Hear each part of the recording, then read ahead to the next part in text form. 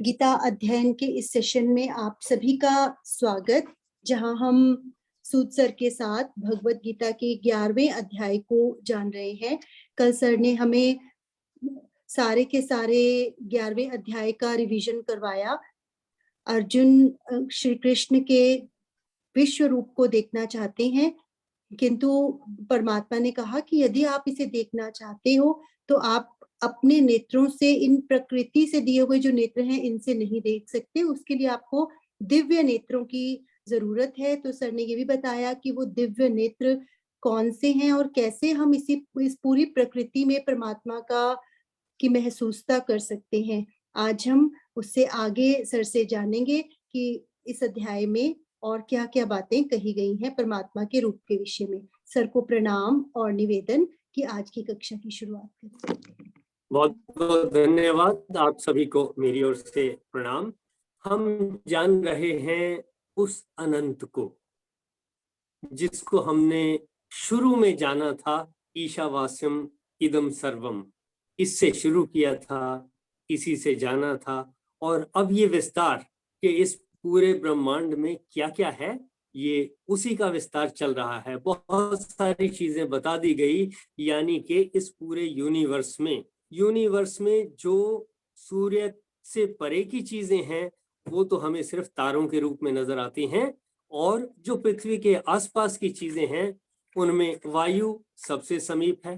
फिर वातावरण में वनस्पतियां हैं, पेड़ पौधे, जीव जंतु, पानी है, पंच तत्व जिनको हम कहते हैं, ये सब इनसे हमारी पहचान है, हम इनको जानते हैं। इसके अलावा जो प्रबुद्ध लोग हैं, समझदार लोग हैं, बुद्धिमान लोग हैं, आजकल तो अभी आर्टिफिशियल इंटेलिजेंस भी आ रही है, जिसके बेस पे सारी चीजें बन रही हैं। आपका माइक्रोवेव ओवन भी आर्टिफिशियल इंटेलिजेंस के बेस पे बनता है। ये पूरा जो कुछ हमारा ये मोबाइल फोन भी चल रहा है, ये भी आर्टिफिशियल के इंटेलिजेंस के बेस पे चलता है। आप सर्च करते हैं गूगल में किसी आइटम को तो वो आर्टिफिशियल इंटेलिजेंस के बेस पे चलता है। इस तरह से बहुत सारे प्रबुद्ध जन इसी पृथ्वी पर हैं। उनको पुराने समय में भगवत गीता में जो कहा है, चाहे मरुदगण के नाम से कहा हो या वसुओं के नाम से कहा हो या किसी और नाम से कहा हो, मेरी समझ में इतना आता है कि जो कुछ प्रबुद्ध जन और इसी तरह से विशेष अस्त्र शस्त्र थे, जो टेक्निक थी, टेक्नोलॉजी थी, उनका विस्तार श्री कृष्ण जी ने समझाया, बताया, ताकि वो माइंड में बैठ सके कि ये सारा का सारा उसी ईश्वर का ही एक्सपेंशन है। हम सब उसी ईश्वर के ही अंग हैं। जैसे मैंने कल कहा था कि बाहर तू तो फिर मेरे अंदर कौन समाया, और अंदर तू तो फिर बाहर किसकी माया। यानी कि अंदर भी वही ईश्वर है, बाहर भी वही ईश्वर है। हम ऐसा ना समझें कि जो एक फोटो श्री कृष्ण जी की दिखाई देती है, बस वैसी फोटो वाला कोई व्यक्ति नजर आ जाए तो वही कृष्ण होगा और कुछ नहीं। और उस अनंत की कोई फोटो कॉपी या कोई चित्र बन भी नहीं सकता। ये तो सिर्फ समझ लेने की बातें हैं। उस अनंत का क्या चित्र बनाएंगे? इस पृथ्वी का ही चित्र नहीं बनता। यहाँ बनाए हुए हैं, एटलस बनी हुई है, वो ही नहीं समझ में आती। एक कागज के ऊपर बन गया या एक ग्लोब बना करके उसके ऊपर फोटोज खींच दी, वो उतने में ही समझ नहीं आती। वो सारी चीजें बनी हुई हैं, अलग से समझना पड़ता है। फिर उसमें से ढूंढो इंडिया कहाँ है, फिर उसमें ढूंढो अंबाला कहाँ है, चंडीगढ़ कहाँ है, दूसरा कोई शहर कहाँ है, उस शहर में फिर ढूंढो हमारा मोहल्ला कहाँ है, फिर ढूंढो हमारा घर कहाँ है। और फिर इस तरह से घर से आगे तो घर के अंदर के कमरे तो फिर सैटेलाइट भी शो नहीं कर सकता। यानी कि ये सारा विस्तार है, अनंत है, अनंत ही, अनंत का ही नाम ईश्वर है, अनंत का ही नाम कृष्ण है। ये सब उसी के स्वरूप हैं। उसकी कोई फोटोकॉपी बन नहीं सकती, उसकी कोई मूर्ति बन भी नहीं सकती। ये सिर्फ मन को थोड़ा टिकाने के लिए समझ में आ जाए कि हाँ, हम उस अनंत को एक छोटी मूर्ति के रूप में समझते हैं, लेकिन वो मूर्ति अनंत को रिप्रेजेंट करती है, मनोभावना है, लेकिन वो उसका कोई छोटा मॉडल नहीं है। श्री कृष्ण जी की मूर्ति या किसी देवी देवता की मूर्ति उनके कोई छोटे मॉडल नहीं है, उनके जो गुण हैं उनकी रिप्रेजेंटेशन है। ये 18वें श्लोक पे चलते हैं। कहा आप ही जानने योग्य, अर्जुन कह रहे हैं आप ही जानने योग्य परम अक्षर, अक्षर यानी जिसका क्षरण नहीं होता, जो नाश नहीं होता, परम अक्षर अर्थात परब्रह्म परमात्मा है। आप ही इस जगत के परम आश्रय हैं, उस शक्ति पर ही आश्रित हैं, सभी आश्रय हैं। आप ही अनादि धर्म के रक्षक हैं। अनादि जिसका बिगिनिंग नहीं है, आदि बिगिनिंग, अनादि जिसका बिगिनिंग नहीं है, कुछ इस अनंत का कोई बिगिनिंग का कुछ पता नहीं है हमें। अनादि धर्म के रक्षक हैं। आप ही अविनाशी सनातन पुरुष हैं। तो उस अनंत शक्ति को सनातन पुरुष, सनातन मीन्स जो हमेशा से है और हमेशा रहेगा, उसको हम सनातन कहते हैं। आप ही अविनाशी सनातन पुरुष हैं, ऐसा मेरा मत है। अर्जुन ने कहा कि अब इतनी बात मेरी समझ में आई है कि आप जिसकी बात कर रहे हैं वो सब अनादि है, अनंत है, और बस इतनी बात समझ आती है। फिर आगे अगले श्लोक में है, हे परमेश्वर, अर्जुन ही कह रहे हैं, हे परमेश्वर मैं आपको आदि अंत और मध्य से रहित, यानी इस पूरे अनंत का मैं कहूं कि शुरू यहां से हो रहा है, नहीं। किताब कह सकता हूं ये पहला पन्ना यहां से शुरू हुआ और आखिरी पन्ना यहां खत्म हुआ, कह सकता हूं। पृथ्वी का ही मुझे स्टार्ट पॉइंट मुश्किल हो जाता है, लेकिन एक टाइमलाइन कहा हुआ है कि यहाँ से इंटरनेशनल टाइम इस जगह से, पृथ्वी की इस लाइन से शुरू होगा, वहां से मानकर हम कह सकते हो कि यहाँ से शुरू हुआ, यहाँ अंत हुआ। तो पृथ्वी का हमने कह दिया, चलिए किसी तरफ से हम एक शुरू और एक अंत कह देंगे। फिर सूर्य का अंत कहाँ होगा, फिर आकाश गंगा का अंत कहाँ होगा, फिर अनगिनत आकाश गंगाएं हैं, उनका कहाँ शुरू होगा, कहाँ से अंत होगा, उनका किस जगह पर अंत होगा, उनका मध्य कहाँ है, इसका कुछ नहीं कहा जा सकता। यही कहा है आपको आदि अंत और मध्य से रहित, अनंत सामर्थ्य से युक्त। अब जब ये सारी चीजें जुड़ी हैं, चल रही हैं, रूल के हिसाब से चल रही हैं, इधर उधर भी नहीं होती, तो ये सारा कुछ अनंत सामर्थ्य से युक्त है ही।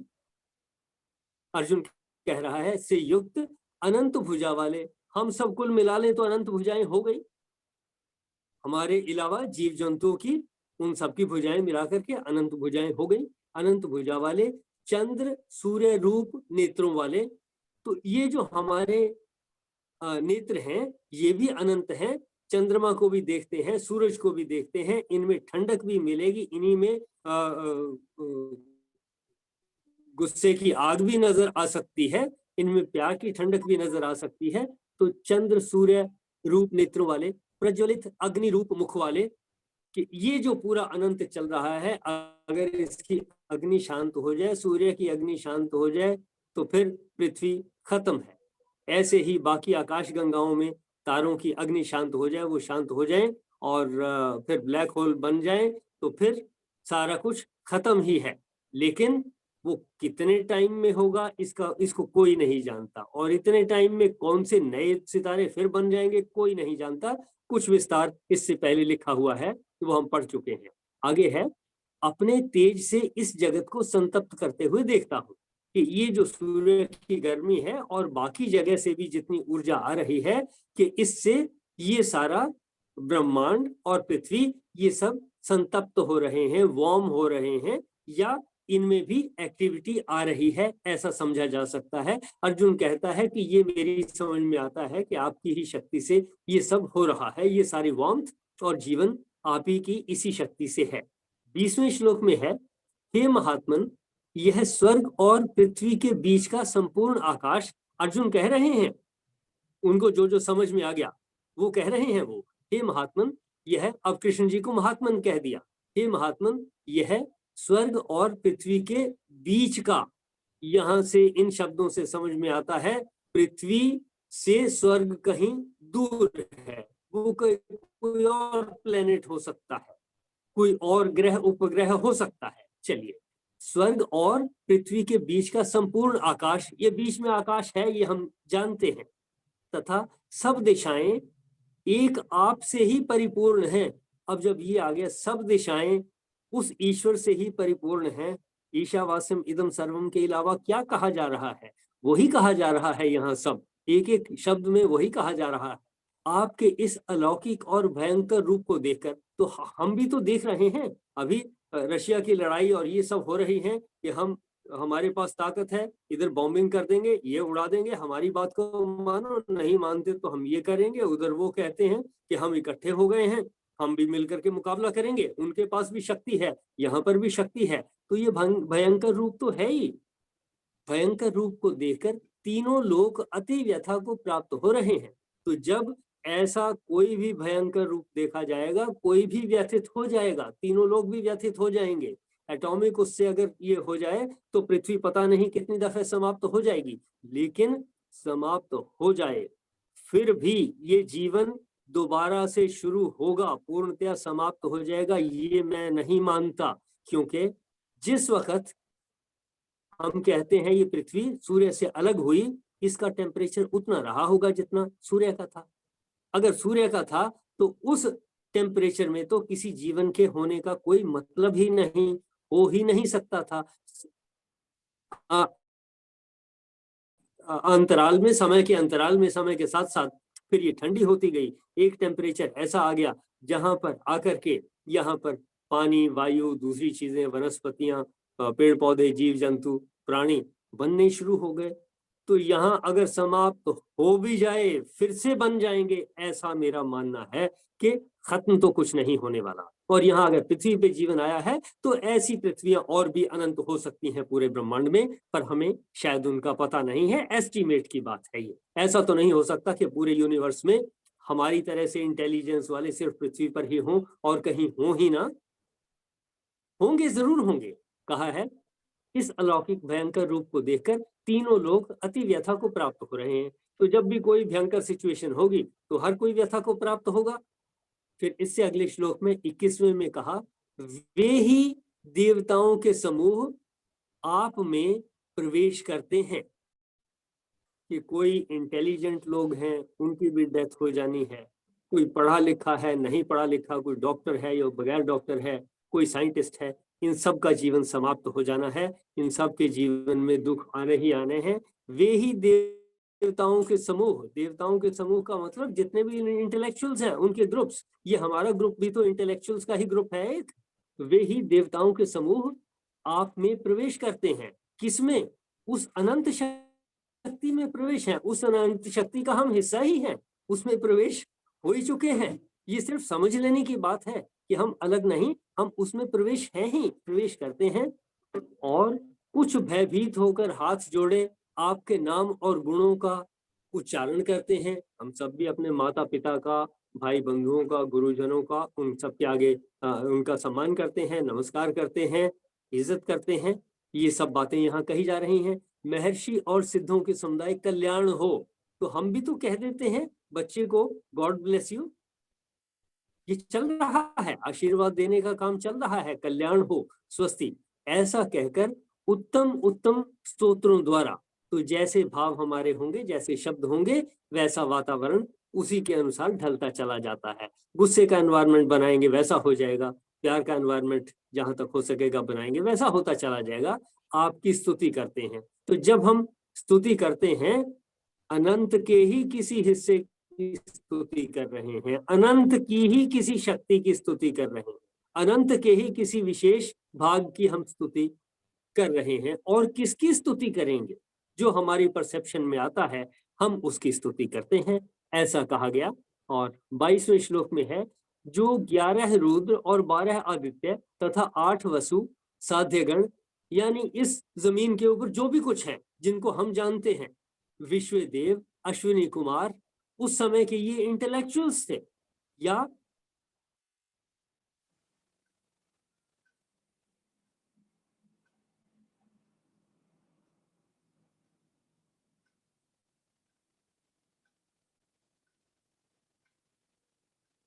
तब इनके नाम इस तरह से थे। आज के दिन में भी अलग अलग नाम हैं, अलग अलग कैटेगरीज हैं, कोई डॉक्टर्स हैं, इंजीनियर्स हैं, साइंटिस्ट हैं, ये सब हम जानते हैं। वहां तब के लोग भी और अब के लोगों में नाम का सिर्फ फर्क हो सकता है, लेकिन कैटेगरीज उसी तरह से हैं, शक्तियां उसी तरह से हैं, कोई फर्क नहीं है। तो हम इस सब को, अनंत को जानते हैं, विस्मित होकर आपको देखते हैं, आपको यानी अनंत को, उस अनंत के हिस्सों को, एक भाग को देखो या दूसरे को देखो, बीच में से वायु को देख लो, पानी को देख लो, या पूरे सूर्य को देख लो, सूर्य से शक्ति आ रही है, किसी को भी देख लो, उसी अनंत का हिस्सा है। श्लोक नंबर 23 में आगे कहा है, हे महाबाहो, आपके, ये कौन कह रहा है? अर्जुन ही कह रहा है ये, यानी अर्जुन को ये बातें अब समझ में आ गई हैं, हमारी भी समझ में आ जानी चाहिए।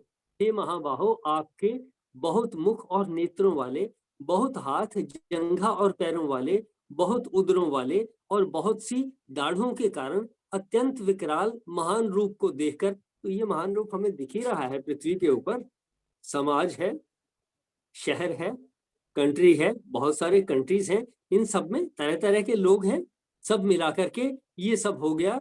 अनंत दाढ़ों के कारण अत्यंत विकराल महान रूप को देखकर सब लोग व्याकुल हो रहे हैं, तथा मैं भी व्याकुल हो रहा हूँ। इस सारे को देख करके जहां कहीं कोई किसी को डराता है, कोई जानवर किसी को डराता है, डर लगता ही है, व्याकुल होते ही हैं।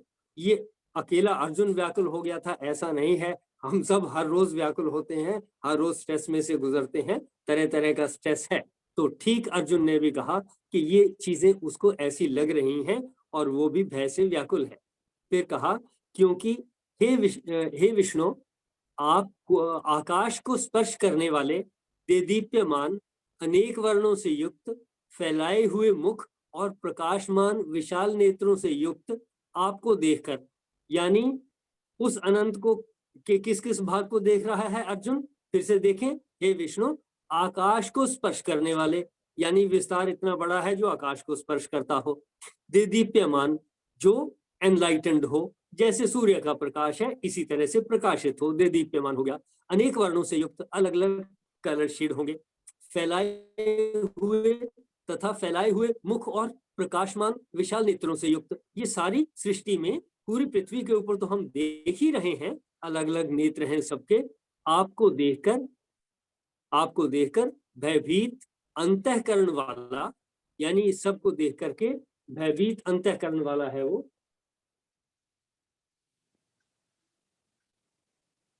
भयभीत अंतःकरण वाला मैं धीरज और शांति को नहीं पाता हूं।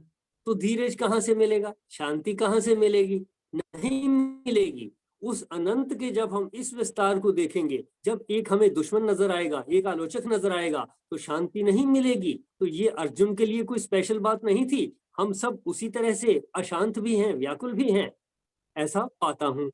फिर आगे 25वें श्लोक में कहा, दाढ़ों के कारण विकराल और प्रलय काल की अग्नि के समान प्रज्वलित आपके मुखों को देखकर, जब कहा आपके मुखों को, उस विस्तार, उस अनंत के मुख कौन है? हम सब उसके मुख ही हैं। इसी में जीव जंतु भी शामिल हैं, बड़े छोटे भी शामिल हैं, शेर भी शामिल है, हाथी भी शामिल है, और छोटा बच्चा भी शामिल है, कीड़ी भी शामिल है, सब कुछ है। मुखों को देखकर मैं दिशाओं को नहीं जानता हूं कि अब मुझे डायरेक्शंस का पता नहीं, सुख भी नहीं पाता हूं।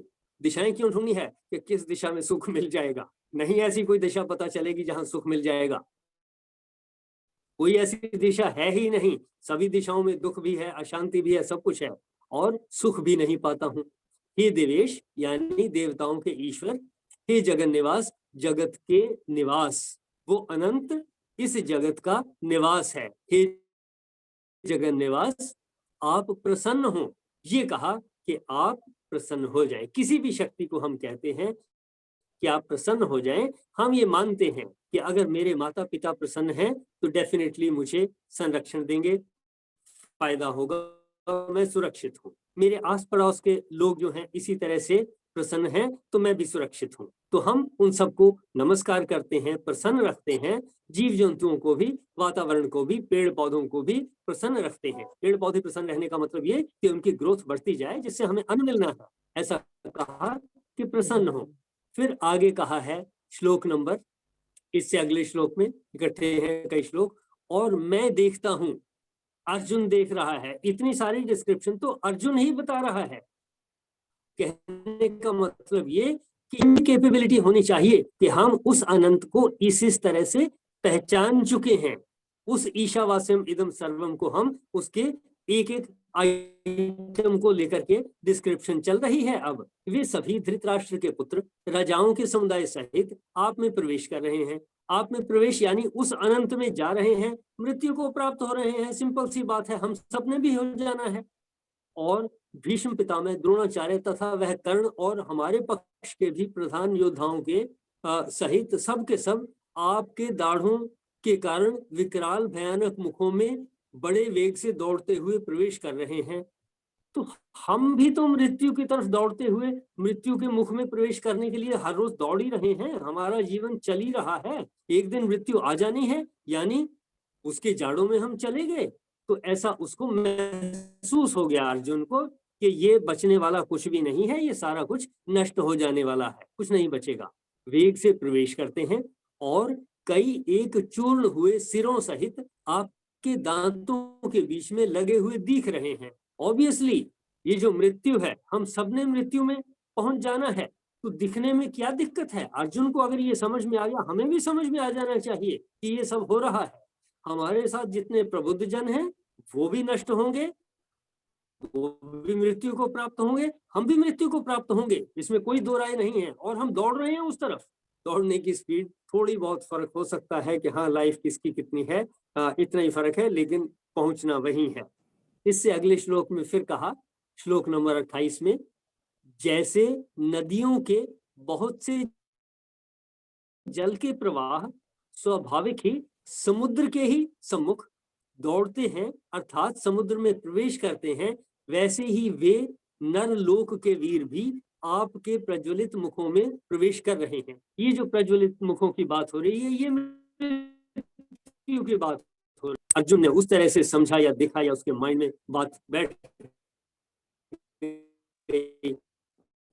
या ये दुनिया को छोड़कर चले गए, कल वो चले गए और आने वाले कल में किस दिन हमने चले जाना है, कोई पता नहीं है। ये सब हम जानते हैं। और प्रज्वलित मुखों से अग्नि है, तो उसमें हम सब प्रवेश कर ही रहे हैं। श्लोक नंबर 29 और श्लोक नंबर 30 तक बात करके आज की चर्चा को फिर विराम देंगे। तो 29वें श्लोक को पढ़ता हूं। अथवा जैसे पतंग यानी कीट पतंगा नष्ट होने के लिए प्रज्वलित अग्नि में अति वेग से दौड़ते हुए प्रवेश करते हैं, वैसे ही सब लोग भी अपने नाश के लिए आपके मुखों में अति वेग से दौड़ते हुए प्रवेश कर रहे हैं। इस सारी डिस्क्रिप्शन का सिंपल सा मीनिंग है कि वो सब भी मृत्यु हमें भी विजुलाइज हो जाना चाहिए। हर रोज हम देख रहे हैं, हमारी समझ में ये आ जाना चाहिए। 30वां श्लोक, जिसके बाद आज की चर्चा को विराम देंगे। संपूर्ण लोगों को प्रज्वलित मुखों द्वारा ग्रास करते हुए सब ओर से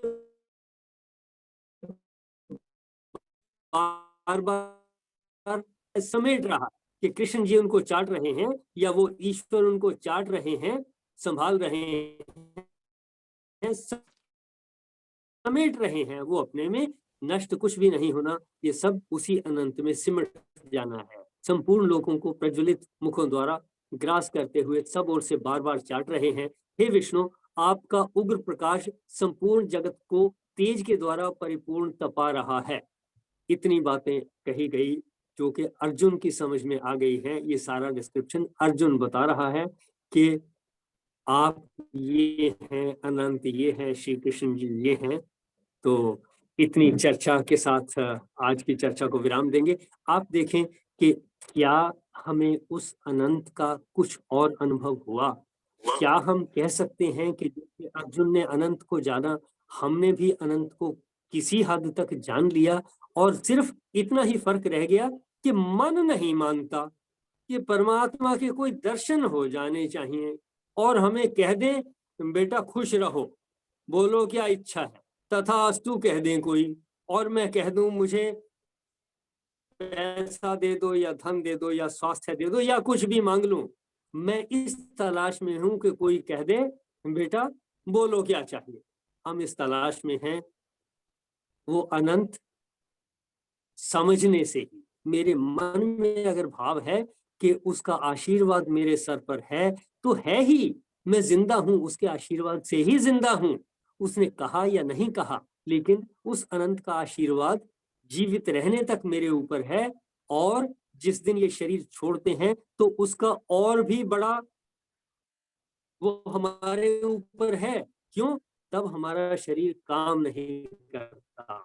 उससे बड़ा आशीर्वाद क्या होगा कि जब हमारा शरीर हमारी इच्छाओं को पूर्ण करने में कमजोर रह जाए, असमर्थ हो। हम चाहते हैं कुछ करना, लेकिन कहीं चल नहीं पाते, कहीं बोल नहीं पाते, कहीं सुन नहीं पाते, कभी कोई देख नहीं पाते। किसी की एक से ज्यादा इंद्रियां जो है ऐसे कमजोर हो जाती हैं। तब उसी का आशीर्वाद है कि बेटा अब हुआ, अब ये शरीर छोड़ो, दूसरा शरीर आपको मिलेगा। ये भी आशीर्वाद है। तो हमें किसी कोई शरीर त्याग दे, मृत्यु हो जाए किसी की, दुखी नहीं होना है। ये महसूस करना है कि ये उसका परम आशीर्वाद है कि जब मेरे शरीर में शक्ति नहीं, तो वो उसने मेरे लिए और आगे के रास्ते तय कर दिए, मेरे ऊपर ये बड़ा उपकार किया, आशीर्वाद दिया। ऐसा मानेंगे तो सारा आशीर्वाद है। लेकिन सिर्फ सोचता रहूंगा, कोई प्रकट होकर के आशीर्वाद देकर पूछेगा बेटा क्या चाहिए, ये शायद नहीं हो पाएगा। देखें आप लोग, आपको क्या कुछ समझ में आता है। धन्यवाद सूद सर। जो भी अपनी बात कहना चाहें, आज हमने अर्जुन के विराट रूप के दर्शन किए हैं। क्यों कहा होगा अर्जुन ने उन्हें विराट रूप के दर्शन करवाने के लिए, या परमात्मा ने क्यों कहा कि दिव्य नेत्र चाहिए होंगे? जिसको भी जैसे भी समझ आया, जरूर अपनी बात सब लोग रखें एक एक लाइन में। और ये भी कह सकते हैं कि मुझे ये बात समझ नहीं आई। जो समझ में आया वो कह सकते हो, कोई नहीं समझ में आया वो भी कह सकते हो कि ये बात तो कुछ जची नहीं, ये समझ में नहीं आई, या ये मुझे तर्क संगत नहीं लगती। हम सब स्वतंत्र हैं अपनी तरह से सोचने के लिए। मैंने कह दिया, या मैंने गीता से पढ़ के कहा, या कहीं और से कहा, वो कोई सर्वमान्य हो जाए, ऐसी कोई जरूरी बात तो नहीं है। आप ही को देखना है कि ये जो कुछ चाय हम पी रहे हैं, दूध जो हम पी रहे हैं, इसमें मिठास कितनी है नहीं है, ज्यादा है कम है, मुझे कितनी चाहिए, मेरी पकड़ में वो टेस्ट आ गया कि नहीं। देखें जरा, एक एक दो दो वाक्यों में जरूर शेयर करें, ताकि कुछ ना कुछ और हम आने वाले दिनों में और अच्छे से जान सकें उस अनंत को। सर नमस्कार। बहुत दिनों बाद आपको देखा, कल भी वैसे सुना मैंने और आज भी। मुझे पहले तो वाकई अब जो पता चला है, ज्यादा क्लैरिटी हुई है। हाँ, भगवान ही है। जो मैं सोचती थी कि मुझे वैसे भगवान दिखने चाहिए जो मैंने पिक्चर्स में देखे या जो मैंने सीरियल्स में देखे, आज की बात सुनने के बाद मुझे अब मैं ये वाले भगवान को देखने की अपने बंद आंखों से कोशिश मतलब ऐसे कोशिश कर रही हूँ, और मुझे आपकी बात ठीक लगी है। बिल्कुल यही है भगवान, बिल्कुल ठीक लगी है। बस अपने दिमाग में ये बिठाना है कि हाँ ये है। ये सब जो अभी भी सीरियल से ही रिलेट कर रही हूँ कि जो हमने सीरियल में या पिक्चर में देखा था कि भगवान का विराट, उन्होंने मुंह खोला तो सारी सृष्टि अंदर थी। अब वो तो 42 इंच के स्क्रीन पे थी ना, तो दिख गया पूरा कि सृष्टि अंदर है। तो लेकिन अभी ये जो है, ये स्क्रीन बहुत बड़ी है, इसको आंखों में और मन में बिठाना है। ये एक चीज है, बहुत अच्छी मतलब क्लैरिटी हुई है। लेकिन बार बार सर ये होनी पड़ेगी, क्योंकि मैंने ये भी नोटिस किया है अपने अंदर कि जो चीज एक बार मैंने सुनी, पहले भी सुनी दूसरे चैप्टर्स के बारे में, सेकंड टाइम जो वो खुद से पढ़ा तो उतनी बातें नहीं रिटेन रही, और फिर जब आपसे सुना या राणा जी से सुना तो एक डिफरेंट कंसेप्ट समझ में आया। मुझे लगता है चाहे ये बात आप बार बार करोगे सेम बात, तो भी मैं अगर बार बार सुनूंगी तो मुझे अलग कंसेप्ट समझ में आते हैं सर। ये भी एक बात मैंने अपने अंदर नोटिस की। मुझे नहीं पता लोगों के साथ क्या होता है, लेकिन मेरे साथ ये हो रहा है कि मैं आपकी एक ही वीडियो को या एक ही चीज को अगर मैं दोबारा सुनती हूँ तो मुझे एक अलग कंसेप्ट समझ में आता है। तो बहुत अच्छा, मुझे बिल्कुल ठीक लगी है, बिठाने वाली बात है। Thank you. बहुत अच्छा, बहुत बहुत धन्यवाद। बाकी मेंबर्स भी इसी तरह से शेयर करें कि उनको कौन सी चीज समझ में आती है या कौन सी चीज नहीं समझ में आती। कुछ ना कुछ जरूर कहें, बोलें।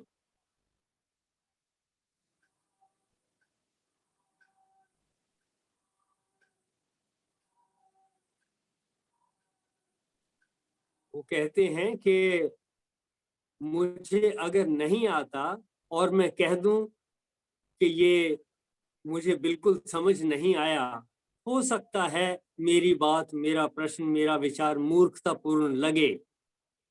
वो एक दफे जब प्रश्न के रूप में कहेंगे तब मूर्खतापूर्ण लग सकता है, लेकिन नहीं कहा तो फिर वो मूर्खतापूर्ण हमारे अंदर ही रह जाएगी, वो मूर्खता हमारे अंदर ही रह जाएगी सारी उम्र के लिए। इसलिए बेहतर होगा, भले ही ऐसा लगे कि मेरी बात मूर्खों जैसी है, कह देनी अच्छी होगी। तो वो अनंत जिस भी तरह से आपको समझ में आया या नहीं आया, या जिस हद तक आया, या कहीं और से कुछ पता चला, जरूर शेयर करें, जरूर बातचीत करें। नमस्कार सर, जैन सर।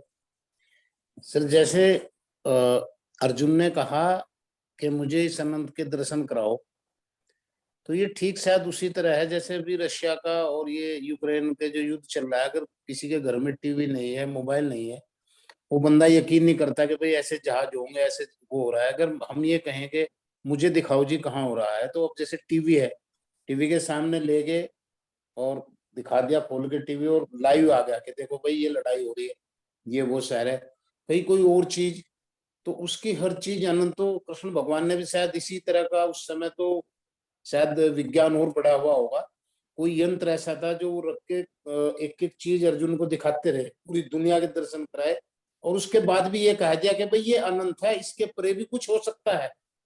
तो तब अर्जुन ने शायद स्वीकार कर लिया कि ये सत्य है। तो ये मेरी समझ में आया।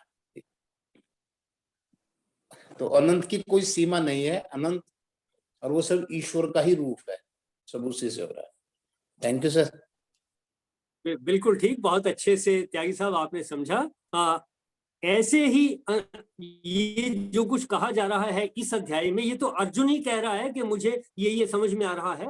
उन्होंने उसको देखने का तरीका बता दिया, श्री कृष्ण जी ने, जिसको कहा गया है दिव्य चक्षु दे दिए, यानी देखने का तरीका बता दिया कि इस तरीके से देख, इस पूरे यूनिवर्स में ये सब अनंत है और ये हो रहा है। इस तरह से लोग मर रहे हैं, खत्म हो रहे हैं, जल रहे हैं, अग्नि है, चमक है और है, ये सारी चीजें उसको देखने की, समझने की टेक्निक बता दी। तो उसके बाद तो डिस्क्रिप्शन अर्जुन ही दे रहा है, अर्जुन ही कह रहा है, कृष्ण जी तो नहीं कह रहे। तो अर्जुन ने देख लिया। कृष्ण जी ने इससे पहले के अध्यायों में कुछ ना कुछ कह दिया जो कहना था, लेकिन यहाँ इस अध्याय में अर्जुन ही डिस्क्राइब कर रहा है कि मुझे आपके स्वरूप में, इस अनंत में, विराट में ये दिखता है। देखें, बाकी मेंबर भी शेयर करें। Very nice.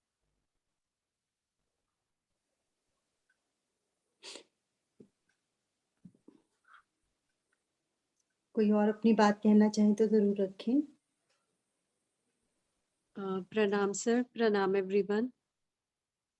सर, हम अनंत का एक बहुत छोटा सा हिस्सा है। जैसे कोई चीज होल अगर हम मानते हैं तो उसका एक बहुत छोटा अंश है हम।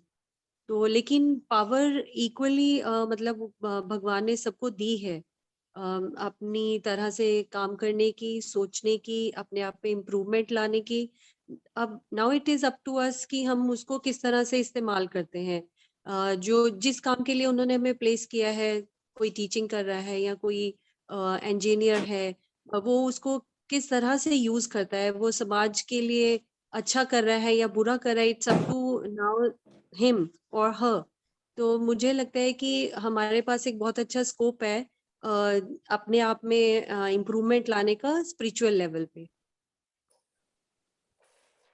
ये बहुत अच्छी बातें और बहुत ठीक बातें आपने कही कि हम उस अनंत का हिस्सा हैं, बहुत छोटा हिस्सा है। जी, जैसे बहुत हमारे भी शरीर में बाल का एक जो जड़ है जहां से वो शुरू हो रहा है, छोटा हिस्सा है, फिर वो बढ़ता चला जाता है, ग्रो करता चला जाता है। नाखून थोड़ा थोड़ा करके ग्रो करता है, हड्डियां थोड़े थोड़े करके ग्रो करती हैं, शरीर थोड़ा थोड़ा करके ग्रो करता है। वो छोटे से छोटे में भी उसी की शक्ति है, जी ताकत है। बड़े से जी बड़े जैसे विस्तार होता चला जाता है, वो भी उसी का विस्तार है। और इसमें से हर अंश का अपना अपना इंडिपेंडेंट उसकी प्रकृति है, रोल है। स्वभाव है, उसकी इंडिपेंडेंट प्रॉपर्टीज है। किसी में एक तरह की है, किसी में दूसरी तरह की है, सब कुछ मिलाकर के ये अनंत होता है। देखें, बाकी मेंबर्स भी देखें।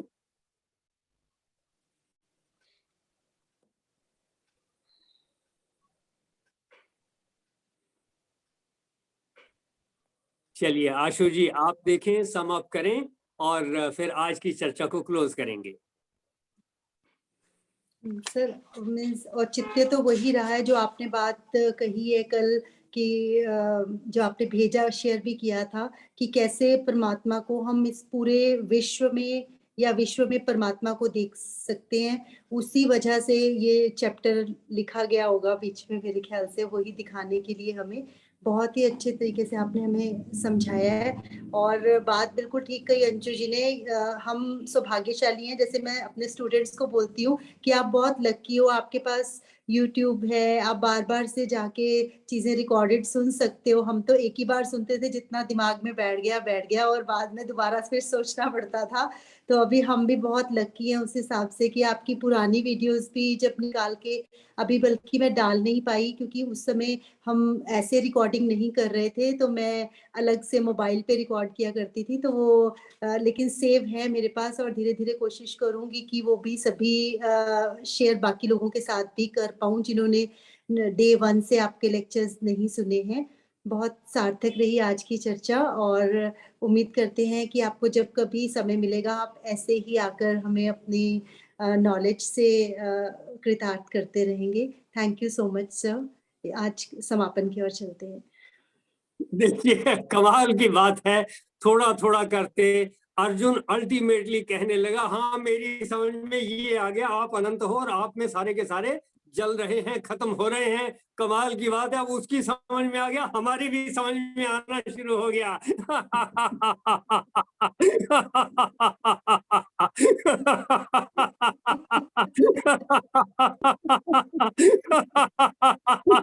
अर्जुन की समझ में आ चला है।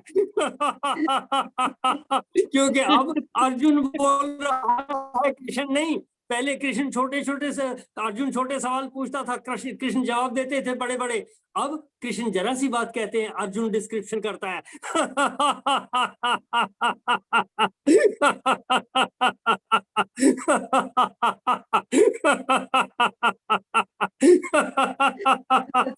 हम भी इसी तरीके से, अब कृष्ण जी जब तक वो करते थे विस्तार, अब हमने विस्तार बताना है बाकी सबको।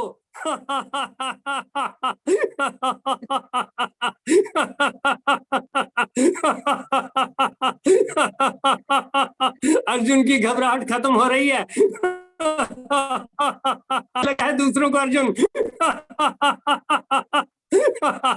जिसको दिख गया वो बताने लग गया। हमें भी जिस जिसको दिख रहा है वो बताने लग गया।